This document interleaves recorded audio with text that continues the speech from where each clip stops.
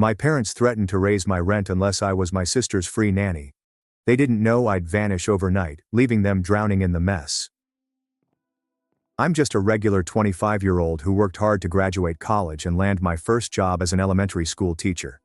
It's not a high-paying gig, but I love working with kids, so it's worth it. Still, money's tight, especially when you're starting out. That's why I've been living with my parents, in the same suburban house I grew up in. It's not the most exciting setup, but it's practical. They charge me rent, a reasonable amount, as my dad likes to say, and I buy my own groceries. Plus, I chip in with chores like mowing the lawn, fixing stuff around the house, and even cleaning out the garage last summer when Dad hurt his back. It's not glamorous, but it's temporary. My plan was to stay for a couple of years, save some money, and then find a place of my own. Simple, right? Well, it was simple until my older sister Martha re-entered the picture. Martha is 32 and, how do I put this nicely, she's never exactly been the responsible type. Growing up, she was the golden child. I don't know if it was because she was the firstborn, or if our parents just have a soft spot for her, but she could do no wrong in their eyes. She dropped out of college not once, but twice. The first time, it was because she didn't feel inspired. The second time, she said the professors were too demanding. She's never held down a job for more than a few months. Every time something didn't go her way, she'd quit and come up with some excuse about how it wasn't her fault. Our parents always bailed her out. Late on rent? They'd pay it. Car broke down? They'd cover the repair. Got a speeding ticket? Mom would write the check while muttering about how the police target young women. Meanwhile, I was scrubbing toilets at a diner to save up for college and taking out loans to cover tuition. Martha had been living on her own for the past couple of years, or so I thought. Turns out, she'd been bouncing between different apartments, constantly behind on rent, and leaning on our parents to keep her afloat. I didn't know any of this until she showed up one day and casually mentioned she was pregnant. Now, I'm not here to judge anyone for their life choices, but let's just say Martha wasn't exactly in a stable situation. The father of the baby was some guy she'd been seeing for a couple of months, and from what I could gather, he wasn't thrilled about the whole surprise baby thing. He pretty much vanished as soon as she told him. You'd think this would be Martha's wake-up call, right? Like maybe this was the moment she'd realize she needed to get her life together. But no. Instead, she ran straight to Mom and Dad, who immediately went into fix-it mode. Within a week, they'd started renovating the basement to turn it into a little apartment for her. They even put in a kitchenette. I didn't ask where the money was coming from, but I overheard Mom mention dipping into their retirement savings. I tried to stay out of it, because honestly, it wasn't my business. If they wanted to throw money at Martha, that was their choice. But the thing is, I could already see the writing on the wall. My parents have this way of dragging everyone else into Martha's problems. It's like they think we all have to band together to help her out, no matter how much of a mess she's made. At first, I told myself it wouldn't affect me. The basement was being turned into Martha's little apartment, so she'd have her own space. I figured she'd move in, do her thing, and I'd go on with my life. Sure, it was a little frustrating to watch them bend over backward for her again, but I tried not to dwell on it. That mindset worked for about 2 months. Then, little things started piling up. First, Mom began making comments about how I should spend more time with Martha since she was going through so much. Never mind that I was working full-time and coming home exhausted most days. Then came the subtle guilt trips. Mom would say things like, "You know Martha doesn't have anyone else to lean on right now. It's so hard being pregnant and single." She'd say this while looking directly at me, like I was supposed to magically solve all of Martha's problems. Dad wasn't any, he'd find ways to work Martha into every conversation. "You should be grateful for everything you have, Abby," he'd say while passing the salt at dinner. "Not everyone's as lucky as you." Lucky. I was barely scraping by, trying to build a career and save money. Meanwhile, Martha was getting a fully renovated apartment handed to her, along with endless emotional and financial support. But things hit another level when I overheard a conversation between Mom and Dad one night. They were in the living room, and I was in the kitchen making tea. "She's going to need a lot of help once the baby comes," Mom said. "Of course," Dad replied. "We'll all pitch in." "All?" Mom asked. "Well, you, me, and Abby," Dad said, like it was obvious. I nearly dropped my mug. They hadn't said anything to me about this plan, but it was clear they'd already decided I was going to be part of it. That's when I started to feel uneasy. I didn't know the specifics yet, but I could tell they were cooking up something that was going to pull me into Martha's chaos, whether I liked it or not. The uneasy feeling only grew when Martha started coming over more often. She'd flop onto the couch, complaining about how hard it was to be pregnant and how unfair it was that her ex had bailed. She'd make little comments about how lucky I was to have a steady job and no kids to worry about. I bit my tongue every time because I didn't want to start an argument, but in the back of my mind, I kept thinking, why does this always fall on me? By the time dinner rolled around that night, I had a sinking feeling that something was coming. I didn't know exactly what it was, but I knew it wasn't going to be good. When we all sat down for dinner, I couldn't shake the feeling that something was about to happen. You know when everyone's acting a little too casual, like they're all in on a secret except you? That's how it felt. Mom and Dad were chatting about random stuff, something about the neighbor's new fence, and Martha was just scrolling on her phone. It felt forced, like they were waiting for the right moment to drop something on me. Dinner was spaghetti, which is always my dad's go-to. We need to have a family talk meal. I don't know why. It's not like spaghetti makes bad news any easier to swallow. I tried to just focus on my plate and not read into things too much, but then, about halfway through the meal, Mom cleared her throat. So, we've been thinking, she started, glancing at Dad.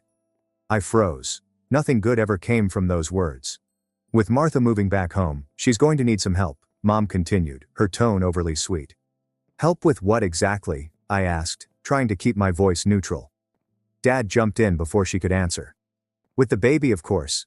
Martha's got a lot on her plate right now, and it's going to be hard for her to manage everything on her own. I glanced over at Martha, who was still scrolling on her phone like this conversation had nothing to do with her. She didn't even look up.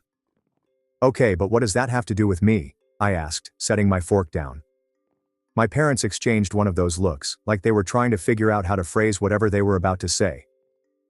Well, Mom began. You're already living here, and you're so good with kids, being a teacher and all. We thought it made sense for you to help with babysitting. Help? I repeated, raising an eyebrow. Dad nodded enthusiastically. Yeah, just keep an eye on the baby while Martha gets back on her feet. It wouldn't be full-time or anything, just when you're home. I couldn't believe what I was hearing. You want me to babysit a newborn on top of working full-time? Well, you're home by 3 most days, moaned out. And you're not paying market rent, Dad added, as if that was somehow relevant. I stared at them, trying to process what they were asking. They weren't just asking for a little help, they were expecting me to take on a whole second job for free. Wait, let me get this straight, I said, leaning back in my chair. You want me to come home from teaching all day and then take care of Martha's baby? Mom sighed, like I was being difficult on purpose. It's not like that, Abby. We're all going to pitch in. All, I repeated. Yes, Dad said. We're all family, and family helps each other.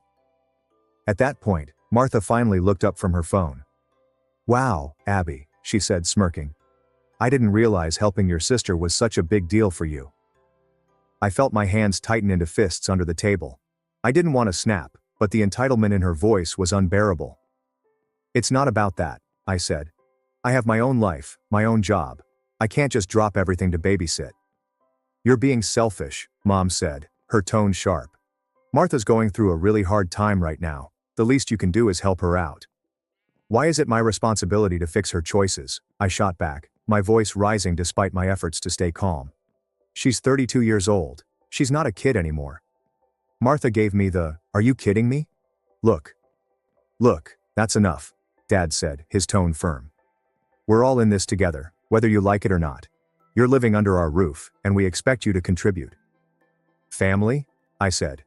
I pay rent, I buy my own groceries, I help with chores. How is that not enough? The room went silent for a moment, and I could feel the tension hanging in the air. Martha just sat there, looking smug, like she'd already won. Well, Mom finally said, if you're not willing to help, maybe we need to rethink your living arrangement. My stomach dropped. Are you threatening to kick me out? Of course not, Mom said quickly. But if you're not willing to contribute more, maybe we need to discuss raising your rent. I couldn't believe what I was hearing. I'd been doing everything I could to be a good tenant, if you could even call it that. And now they were trying to guilt me into taking on responsibilities that weren't mine. You're seriously going to do this? I asked, my voice shaking. You're going to punish me for not wanting to be Martha's free nanny. It's not punishment, Dad said. It's about being part of the family, I said, standing up from the table. It's about you two enabling Martha, like you always have, and now you're trying to drag me into it. Don't talk about your sister like that, Mom snapped. I'm done, I said, turning toward the stairs. You want to help Martha, fine, but leave me out of it. I stormed upstairs and slammed the door to my room, my heart pounding in my chest. I couldn't believe what had just happened.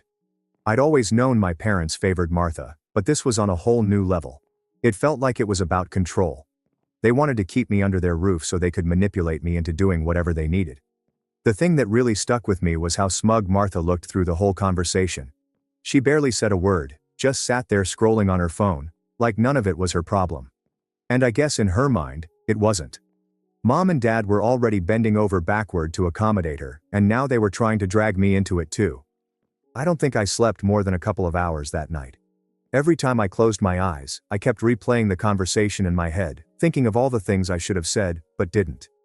By the time my alarm went off the next morning, I was still angry, but mostly I felt stuck. I couldn't just up and leave. I mean, I'd thought about it, packing up my stuff and finding my own place. But it wasn't that simple. I was only a few months into my teaching job and still trying to save up. Rent in the area was insane, and I couldn't afford to live alone on my salary. For the next few days, things were tense around the house.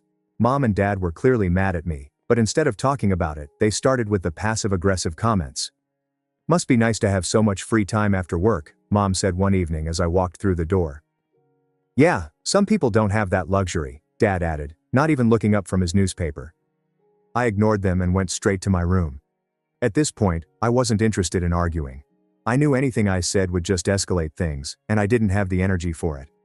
Martha, meanwhile, was living her best life.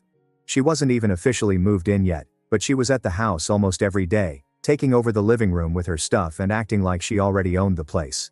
She'd leave her shoes by the couch, her purse on the dining table, and random shopping bags scattered around like it was no big deal. One night, I came home to find her lounging on the couch with a bowl of ice cream, watching some reality show. She didn't even acknowledge me when I walked in. She glanced up, gave me a half-hearted hey, and went back to her show.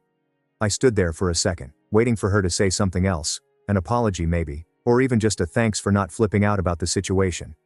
But nothing. I went to the kitchen, opened the fridge, and noticed that half of my groceries were gone. The bread I bought, gone. The yogurt, gone.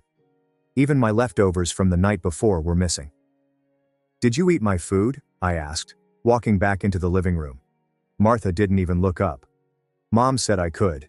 She mumbled between bites of ice cream. She's not the one who paid for it, I snapped. Martha finally turned to face me, rolling her eyes. Chill out, Abby. It's just food. It's my food, I said, my voice rising. If you want groceries, go buy your own. Geez, you don't have to be such a drama queen, Martha said, setting her bowl down on the coffee table. You're acting like I stole your car or something. I didn't even know what to say. I just stood there, fuming, while Martha grabbed her phone and started texting someone, completely ignoring me again. I wanted to yell, to tell her how entitled and selfish she was being, but I knew it wouldn't make a difference. Martha had spent her entire life getting away with this kind of behavior because Mom and Dad let her. And now they were trying to make me part of the problem. The next morning, Mom cornered me in the kitchen while I was making coffee. You need to apologize to your sister, she said, her tone stern. For what? I asked, genuinely baffled. For making her feel unwelcome, Mom said, crossing her arms. She's going through so much right now, and the last thing she needs is you being difficult. Are you serious? I said, turning to face her. She ate all my food and acted like it was no big deal. How is that my fault? Mom sighed, like I was the one being unreasonable. It's just food, Abby. You can always buy more. That's not the point, I said, trying to keep my voice steady. The point is that she doesn't respect anyone's boundaries, and you're letting her get away with it. Boundaries, Mom said, practically scoffing. This is her home now too. You need to learn how to share. At that moment, I realized there was no reasoning with her. Mom wasn't interested in hearing my side of things. She just wanted me to fall in line and do what was best for the family. Over the next week, things got worse. Mom and Dad started dropping hints that they were going to raise my rent if I didn't step up. Martha began moving more of her stuff into the house, filling the basement with furniture and boxes. She even started using my bathroom, because apparently the one downstairs wasn't good enough. I tried to keep my distance, but it felt like no matter what I did, they were all determined to drag me into their chaos. One night, I came home to find Dad in the living room holding what looked like a budget spreadsheet. We need to talk, he said, gesturing for me to sit down. I hesitated, but eventually sat on the edge of the couch, bracing myself for whatever was coming next. We've been looking at the numbers, Dad said, tapping the paper with his pen. And with Martha moving in, expenses are going up. We think it's only fair for you to contribute more. You're already charging me rent, I said. How much more do you want? Dad shrugged. We're still figuring that out, but if you're not willing to help with the baby, this seems like the best solution. I couldn't believe what I was hearing. They were literally trying to use my rent as leverage to force me into babysitting. This is ridiculous, I said, standing up. I'm already paying more than enough for what I get here. If you want me to leave, just say so. No one's asking you to leave, Dad said quickly. We're just asking you to do your part. My part? I repeated. You mean Martha's part? Dad opened his mouth to respond, but I didn't give him the chance. I walked out of the room and straight up to my bedroom, slamming the door behind me. At that point, I knew I couldn't keep doing this. I couldn't keep living in a house where my boundaries didn't matter and my parents saw me as nothing more than free labor. I didn't know how or when, but I knew one thing for sure: I had to get out. That thought stayed with me, growing louder every time Martha waltzed through the house like she owned it, or Mom and Dad tried to guilt-trip me into helping. But deciding to leave and actually pulling it off were two very different things. I didn't have much saved yet. Not enough to comfortably afford my own place.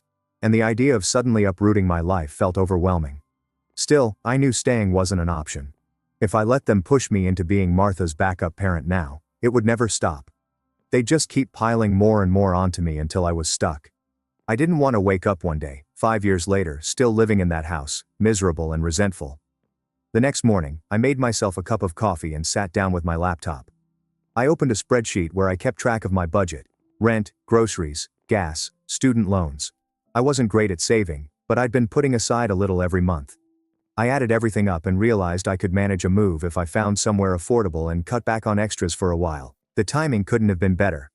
My coworker Alicia had mentioned a few weeks ago that she was looking for a roommate. I hadn't thought much about it at the time, but now it felt like a lifeline. I texted her, "Hey, is that roommate thing still an option?" She replied almost immediately, "Yep, still looking. Why, you interested?" "Yeah, maybe. Can we talk after work?" Alicia's response was short and sweet. Of course. That afternoon, I stayed late at school, waiting until the halls were quiet before heading to Alicia's classroom. She was sitting at her desk, grading papers. "What's up?" she asked, looking up from her stack of essays. I hesitated for a second, unsure how much to share. Finally, I said, "I'm thinking about moving out of my parents' place. They're making things complicated." Alicia nodded like she understood without me having to explain. "The offer is still open," she said. "It's not a big place, but it's clean, and we'd split everything down the middle. Rent's $800 a month, utilities included." That was a little higher than I'd been hoping for, but it was doable. "When would you need someone to move in?" I asked. "Yesterday," she joked, then added, "But seriously, anytime. If you're in, the room's yours." I told her I'd let her know by the end of the week, but in my head, I'd already made up my mind. This was my way out. Then I had to figure out how to leave without creating even more drama. If my parents caught wind of my plan too soon, I knew they'd try to sabotage it. They'd guilt me, argue with me, maybe even go as far as raising my rent immediately to stop me from saving anything. So I kept quiet. I started packing little by little, focusing on the essentials: clothes, personal items, and anything I couldn't afford to replace. I stored everything in the trunk of my car, hiding it under a blanket in case anyone got curious. At the same time, I started documenting everything, just in case. I took pictures of my room, my furniture, my electronics, anything that could potentially become a point of contention later. I knew from experience that Martha had a way of forgetting what belonged to whom, and I wasn't about to lose my stuff in the chaos of leaving. One night, while everyone was asleep, I printed out a letter formally giving my 30-day notice. I'd done some research online and found out that even though I wasn't technically a tenant in the legal sense, it was still smart to have everything in writing. The last thing I wanted was for them to accuse me of bailing without warning. I didn't sleep much that night, constantly checking the clock and listening for any noises that might mean someone was awake. Finally, at 6 o'clock in the morning, I slid the envelope under the door to my parents' bedroom. The reaction was immediate. By the time I got home from work that day, Mom and Dad were waiting for me in the living room. "What's this?" Dad asked, holding up the letter like it was some kind of personal attack. "It's my notice," I said, keeping my voice steady. "You're really doing this?" Mom asked, her voice already shaky. "Yes," I said firmly. "I found a place, and I'll be moving out by the end of the month." "You can't just leave," Mom said. "What about Martha? What about the baby?" I took a deep breath, trying to stay calm. "Martha and the baby aren't my responsibility. I've done everything I can to help around here, but I can't keep living like this." "What is wrong with you?" Dad said, his voice rising.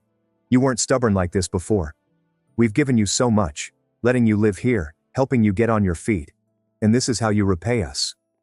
I clenched my fists, biting back the urge to yell. "I pay rent," I said through gritted teeth. "I buy my own food. I've been responsible for myself since the day I graduated. I'm not a kid anymore, and I'm not your backup plan for Martha." Mom started crying, which didn't surprise me. She always cried when things didn't go her way. "How can you do this to us?" she sobbed. "To your sister?" I didn't say anything. I knew there was no point. They weren't going to listen, and I wasn't going to change my mind. The days that followed were some of the most awkward of my life. Mom and Dad barely spoke to me, except to throw in the occasional guilt trip.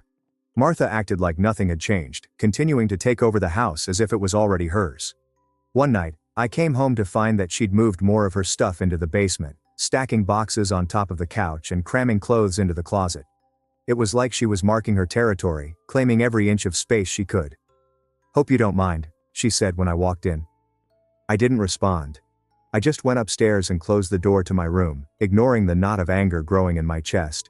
In the final days before my move, I doubled down on my preparations.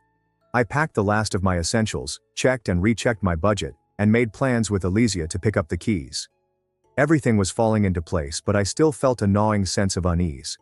The hardest part came the morning I officially moved out. I'd arranged for Elysia to swing by with her car, and we were going to load up the last of my stuff before heading to her apartment. I thought I'd timed it perfectly, early enough that Martha would still be sleeping and Mom and Dad would be too distracted with their morning routines to bother me. Of course, nothing ever goes that smoothly in my family. I was halfway through hauling boxes out to my car when I heard the familiar sound of my dad's slippers shuffling down the hallway. He appeared at the top of the stairs. "What are you doing?" he demanded. I didn't stop moving. "I told you I'm leaving today," I said, grabbing another box and heading for the door. "You can't just sneak out like this," he snapped, following me outside. "We're a family, Abby. Are you abandoning your own family?" I set the box down in the trunk of my car and turned to face him. "I'm not abandoning anyone," I said, trying to keep my voice calm. "I'm choosing to live my own life. There's a difference." Dad looked like he wanted to argue, but before he could say anything, Mom appeared in the doorway, her arms crossed and tears already streaming down her face. "You're really doing this?" she asked, her voice shaking. "Yes," I said, standing my ground. "What about Martha?" she sobbed. "What about the baby?" I sighed, feeling the weight of the conversation pressing down on me. "Mom, I've told you before, Martha and the baby aren't my problem. I can't keep sacrificing my own life to fix her mistakes." That set her off. "How dare you talk about your sister like that?" she cried, her voice rising. "She's doing the best she can." "Is she?" I shot back. Because from where I'm standing, it looks like she's just waiting for everyone else to do the work for her.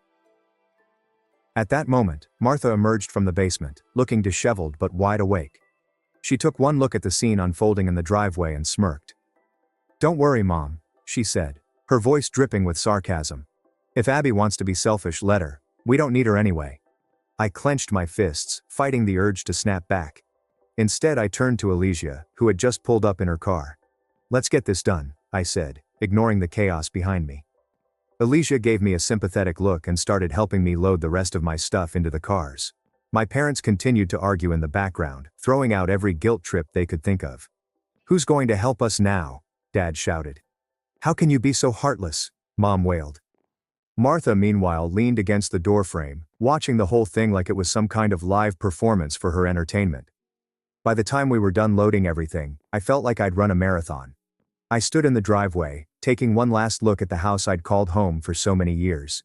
It should have been a bittersweet moment, but all I felt was relief.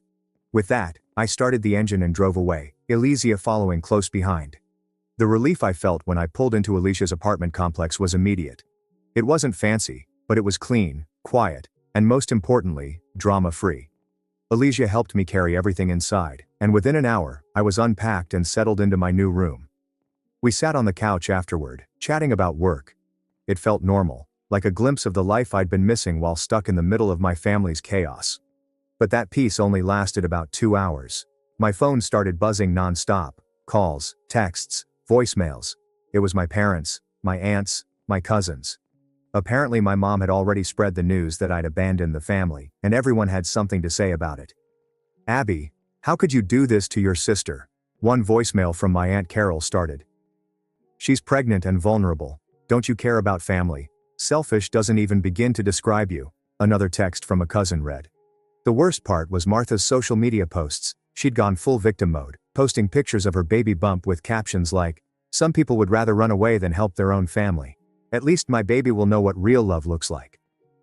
I blocked her immediately. It was infuriating, but I refused to let it pull me back in.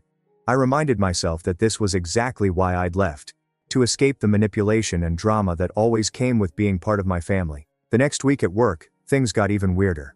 My mom showed up at the school during my lunch break, crying and begging to talk to me. She was in full meltdown mode, talking about how I destroyed the family, and how Martha was falling apart without me there. My principal had to step in and ask her to leave, which was mortifying.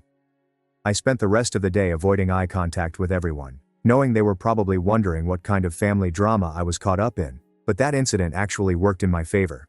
I thought I was done with the house and all the chaos it came with, but of course, life isn't that simple. About 2 weeks later, I realized I'd left some important documents behind. A file with my teaching certification, tax forms, and other papers I needed for work.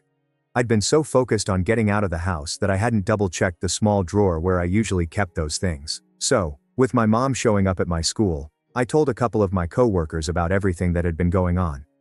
They didn't hesitate to step up and offer their help. "Let us know when you're ready to grab the rest of your stuff," Alicia said, handing me her spare car keys. "We'll make it quick." So, a few days later, Elysia and another co-worker, Maria, came with me to my parents' house to collect the rest of my things. I thought I was ready for whatever nonsense they might try to pull, but I underestimated just how low they were willing to go. When we got to my room, it was unrecognizable. Martha had moved more of her stuff in, mixing it with mine like some kind of territorial takeover. Clothes that weren't mine were shoved into my dresser, random baby items were piled on my desk, and my nightstand had been completely emptied and filled with her things. "What's going on here?" I muttered, more to myself than anyone else. Martha appeared in the doorway, holding a cup of coffee and looking entirely unbothered. "Oh hey," she said casually, like nothing had happened. "I guess some of my stuff got mixed in. It's hard to tell what's yours and what's mine at this point." I stared at her, trying to process the audacity of her words. "You mean the stuff that was in my room, where I've been living for years?" She shrugged, taking a sip of her coffee. "Well, you already left, so what does it matter?" It was clear she'd done this on purpose, hoping to make things more difficult for me. But what she didn't know was that I'd anticipated this exact scenario. I pulled out my phone and opened the folder where I'd saved pictures of my room from before she started moving in. "I already have photos of everything," I said, holding the screen up so she could see, "and I made a list of all my stuff, down to the serial numbers on my electronics." Martha's face twisted in frustration, but before she could respond, Mom and Dad showed up. "What's going on?" Dad demanded. "What are you doing in here?" he asked in fury. "I came to grab some stuff I forgot, but Martha is claiming she can't tell what's hers and what's mine," I said, keeping my voice as calm as possible. "But I have documentation for everything I own." Dad's expression darkened. "If you take anything that doesn't belong to you, I'll call the police." I let out a short, humorless laugh. "Go ahead," I said. "We can also talk to them about the legality of you entering my room without notice and tampering with my belongings." That shut him up. Elysia and Maria stepped in, helping me sort through the mess. Martha tried to argue when I picked up my laptop, claiming it was hers, but all I had to do was pull up the purchase receipt and a photo of the serial number. The more she realized her plan wasn't going to work, the angrier she got. "This is so unfair," she shouted, throwing her hands in the air. "You're stealing from a pregnant woman." I turned to her, finally fed up. "The only person trying to steal anything here is you," I said firmly. Just like you've been trying to steal my time and my freedom by expecting me to be your unpaid nanny, not anymore. And with that, I got into Alicia's car and didn't look back. Now, all that was 6 months ago. Martha had the baby, and as I predicted, things are falling apart. My parents are now stuck providing the childcare they tried to dump on me, all while working their full-time jobs. They're exhausted and overwhelmed. According to the few family members who still speak to me, Martha hasn't even tried to find a job. She claims she's too stressed to work, which is probably true considering she spends most of her time scrolling on her phone and ignoring her responsibilities. She's still living in my parents' house, now with a crying infant and an unfinished basement renovation that's draining their retirement savings. I've heard they've made several attempts to contact me since I left. First, there were angry texts about how ungrateful I was. When that didn't work, they switched to guilt trips about how much the baby needed me. The latest strategy has been sending photos of my niece with captions like, "Don't you want to meet your only niece?" and "She needs her aunt in her life." I've blocked them all on social media and set up email filters to avoid their messages. A few family members who understand my position have kept me in the loop, but I've made it clear I'm not interested in rebuilding relationships until my parents and Martha acknowledge their behavior and make real changes. Ironically, if they had just respected my boundaries and asked for occasional babysitting help like normal people, I probably would have agreed. I love kids, and I wouldn't have minded helping out sometimes. But their attempt to trap me into full-time childcare while disregarding my space and autonomy destroyed any chance of that happening. And yeah, that's my story. What I realized from all this mess is that sometimes the healthiest thing you can do for your family is to stop enabling their destructive behaviors.